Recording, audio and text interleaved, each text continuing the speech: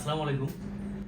আজকে আমরা একটা ম্যাথ সলভ করব। এই ম্যাথগুলো বিসিএস, ব্যাংক, প্রাইমারি সহ সকল ধরনের চাকরি পরীক্ষা আসে, কিন্তু পরীক্ষাটা আমরা অনেক ডিফিকাল্ট, অনেক কঠিন করে সলভ করি। এই অঙ্কটা কোথায় আসছে দেখেন, 46তম বিসিএস পরীক্ষায় আসছে। অঙ্কটা কি?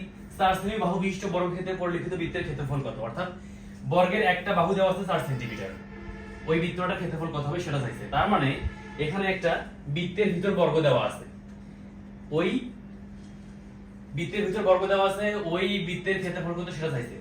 এই ধরনের ম্যাথ, যে কোনো এই ধরনের ম্যাথ আমরা খুব দ্রুত স্মার্টলি সলভ করব একটা কমন রেশিও দিয়ে। সেটা রেশিওটা কি?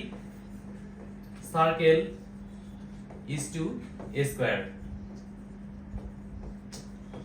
Equal to pi is to 2।